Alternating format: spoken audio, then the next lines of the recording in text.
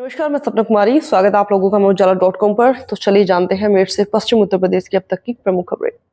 हमारी पहली खबर है मौसम से।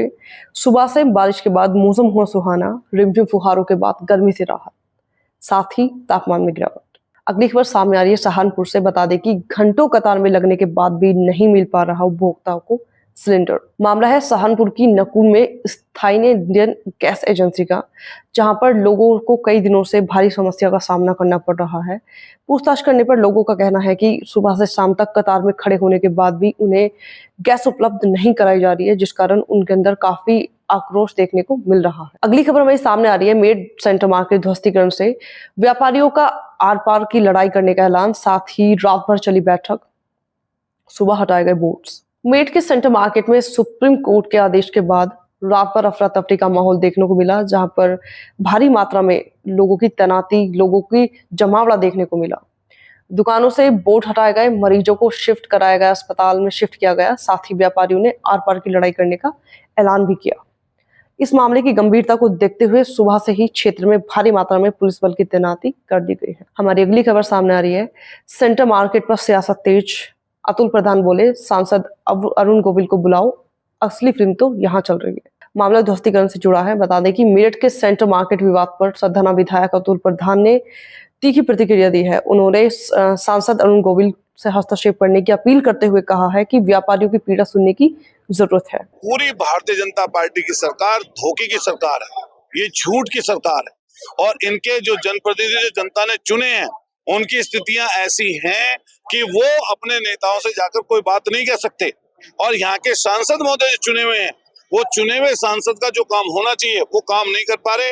हम अपनी तरफ से कहना चाहते हैं, अपने नेता के ब्याह पर, माननीय अखिलेश यादव जी के ब्याह पर ये बात कहना चाहते हैं कि समाजवादी पार्टी की सरकार बनेगी तो कुछ भी रास्ता निकालकर इन व्यापारी भाइयों की मदद करेगी समाजवादी पार्टी की सरकार। जो अभी बीच में भूखंड बदलने की बात हुई थी, पैसे भी जमा किए गए व्यापारियों 70 करोड़, ये तो धोखा है।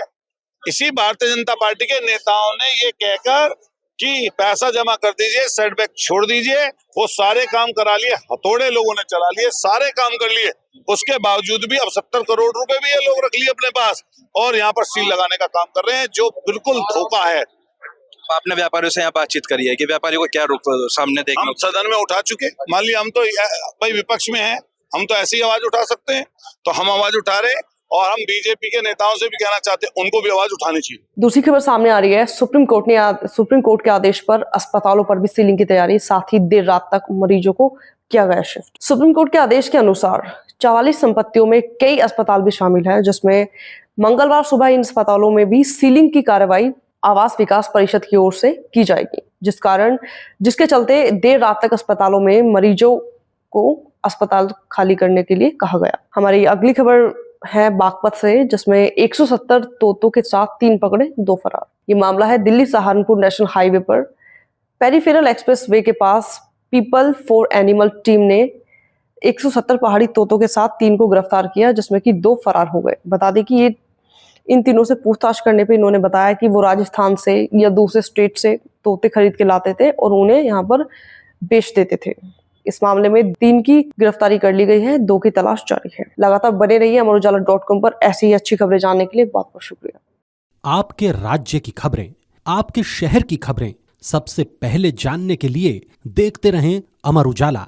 चैनल को सब्सक्राइब जरूर कर लें और पाएं हर अपडेट।